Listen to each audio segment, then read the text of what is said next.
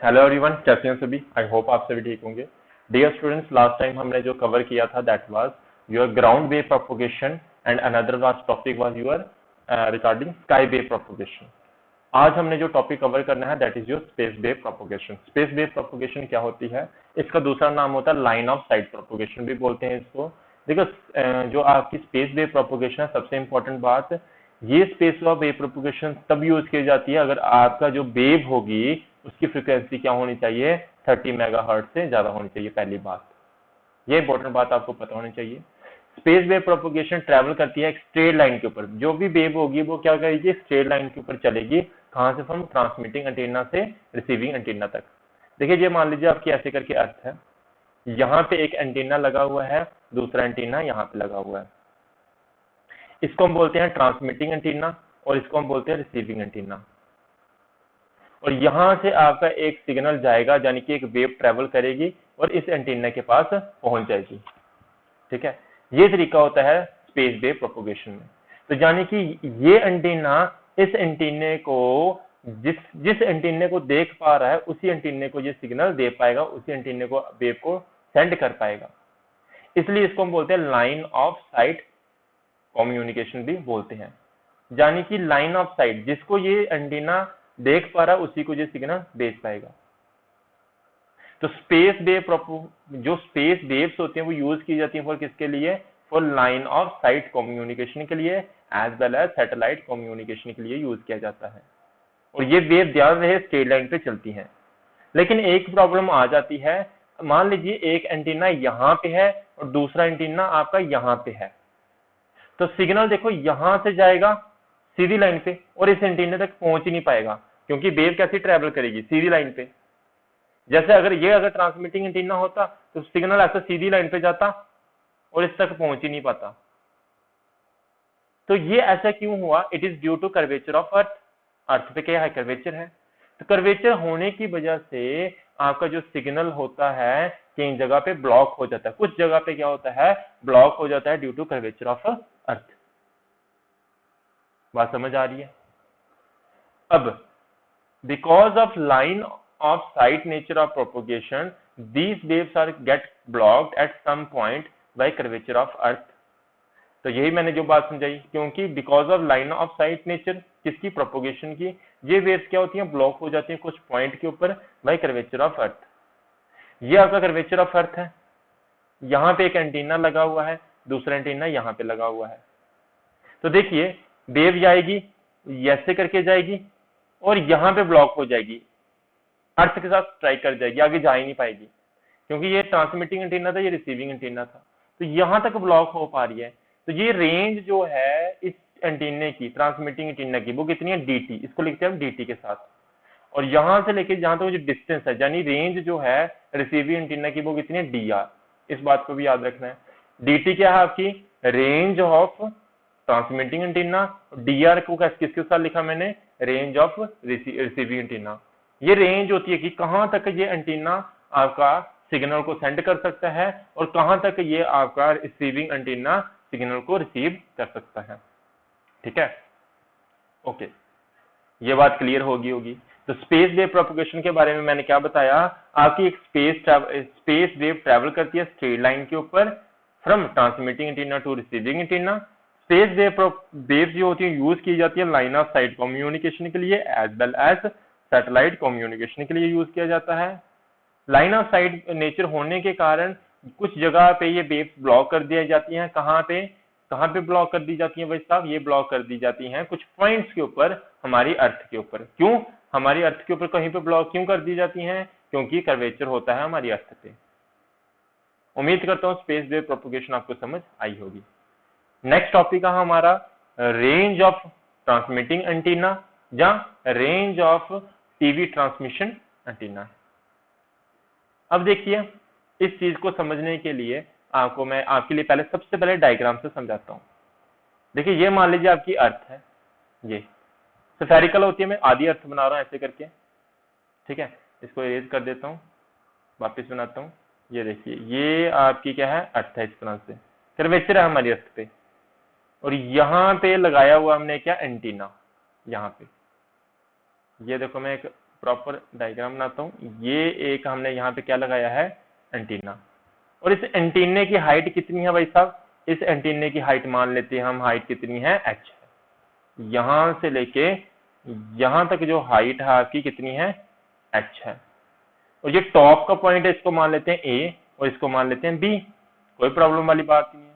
अगर ये आपकी अर्थ है, इसका कुछ सेंटर भी होगा, तो ये सेंटर मान लो, इसका क्या है, अर्थ का सेंटर है। ठीक है जी। अब देखिए, अब ये एंटीना ऐसा नहीं है कि सभी जगह सिग्नल पहुंचा पाएगा। ये सिग्नल सिर्फ कहां तक पहुंचा पाएगा, मैं इस अर्थ के ऊपर ऐसे टेंजेंट ड्रॉ कर देता हूं, तो यहां तक सिग्नल पहुंच पाएगा। और इस तरफ की बात करूं तो सिग्नल आपका कहां तक, सिर्फ यहां तक, टेंजेंट ड्रॉ करूंगा तो यहां तक सिग्नल पहुंच पाएगा। और इसका अर्थ का क्या है, रेडियस भी है, तो यहां से लेके यहां तक रेडियस मान लीजिए कितना है, r है, तो यहां से लेके यहां तक भी रेडियस कितना होगा, r होगा, और यहां से लेके यहां तक रेडियस हमारी अर्थ का कितना होगा, r होगा।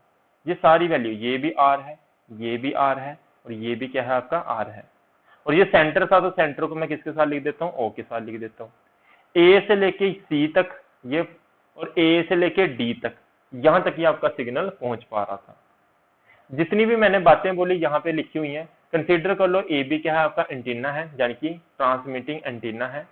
ठीक है, जिसकी हाइट कितनी है, इस एंटीने की हाइट कितनी है, h हाइट है, from the surface of earth.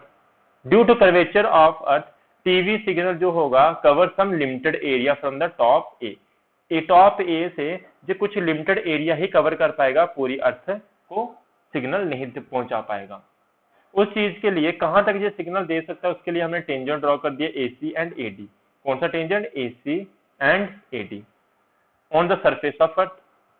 और ध्यान रहे BC equals to BD equals to D। मैंने क्या बोला, BC ये डिस्टेंस और ये डिस्टेंस क्या है आपका, सेम है। किसके बराबर मान लिया मैंने, इस डिस्टेंस को मान लिया मैंने D के बराबर। मैं इसको कलर चेंज कर लेता हूं, ये यहां से कौन सा डिस्टेंस, यहां से लेके यहां तक, और दूसरा डिस्टेंस यहां से लेके यहां तक, ये डिस्टेंस हमारा क्या है, सेम है। ठीक है,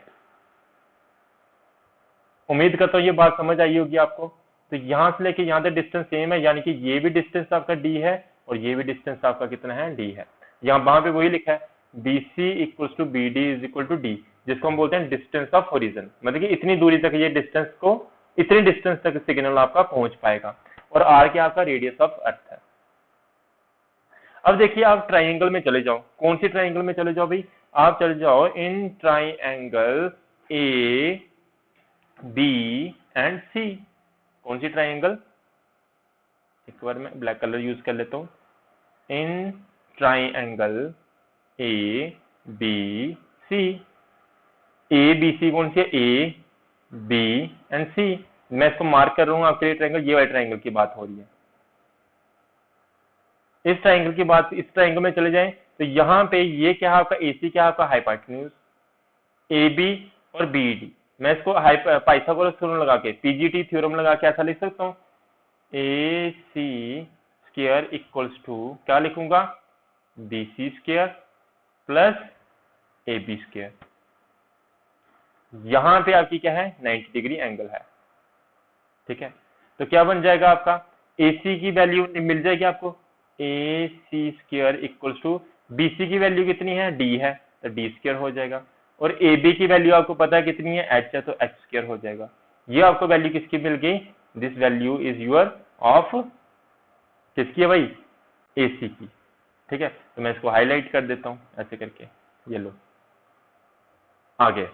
अब ट्राइंगल में चले जाओ, कौन सी, इन ट्राइंगल A O, मैं इसको लिख लेता हूँ राइट एंगल ट्राइंगल। ठीक है, ये भी कौन सी, right angle triangle A O C में चले जाओ।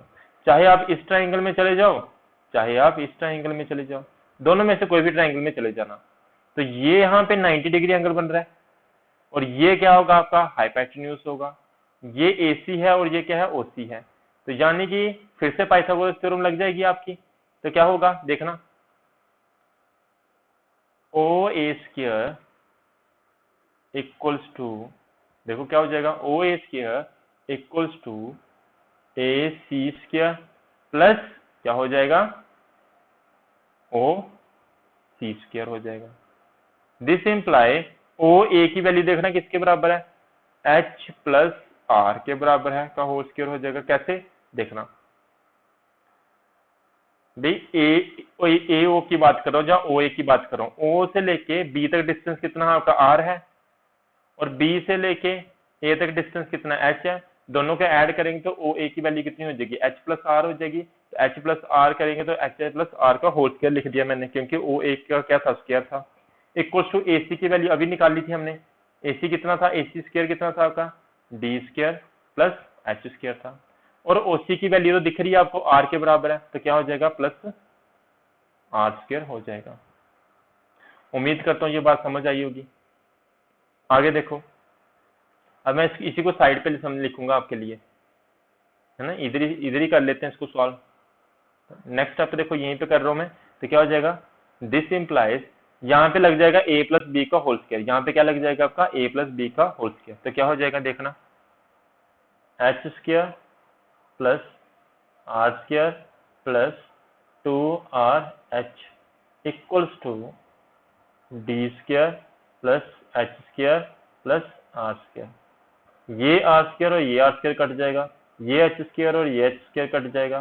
तो बचेगा क्या अपने पास, हमारे पास बचेगा d square equals to 2r H.